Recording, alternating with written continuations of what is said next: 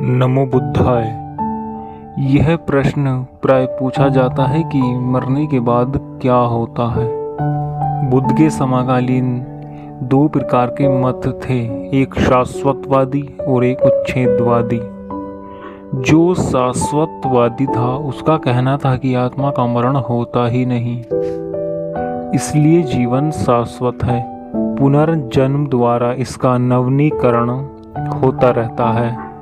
उच्छेदवादियों का मत इस एक उच्छेदवाद से ही स्पष्ट हो जाता है।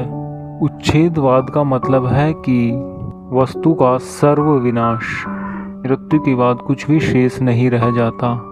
बुद्ध शाश्वतवादी नहीं थे, क्योंकि इसका मतलब था कि एक पृथक आत्मा में विश्वास करना, जिसके वे विरोधी थे।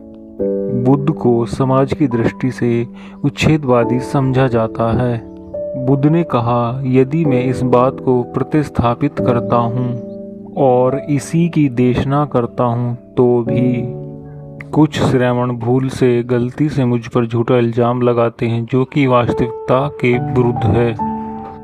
मैं उच्छेदवाद की देशना करता हूँ कि व्यक्ति के टुकड़े टुकड़े हो जाने और संपूर्ण विनाश हो जाने की देशना करता हूँ। एक व्यक्ति ने तथागत गौतम बुद्ध से पूछा कि आप आत्मा को नहीं मानते तो पुनर्जन्म कैसे होगा। तथागत गौतम बुद्ध ने उस व्यक्ति को समझाते हुए कहा कि आपने आम का पेड़ देखा है। व्यक्ति ने कहा कि बुद्ध कैसी बात कर रहे हो, मैंने आम का पेड़ नहीं देखा होगा। तथागत बुद्ध ने कहा कि आप आम की गुठली को आप जमीन में गाड़ दो, कुछ समय बाद वह एक पौधा बन जाती है और कुछ वर्षों में वह एक वृक्ष बन जाता है। तथागत बुद्ध ने उस व्यक्ति से कहा कि क्या यह आम का पुनर्जन्म नहीं हुआ।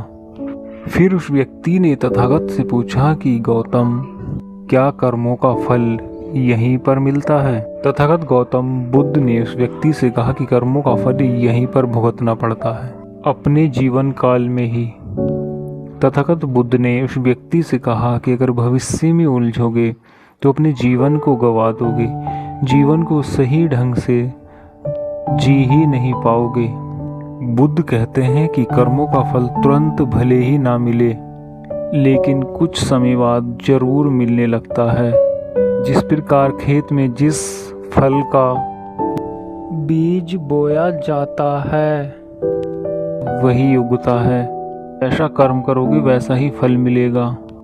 इसलिए सही कर्म करो।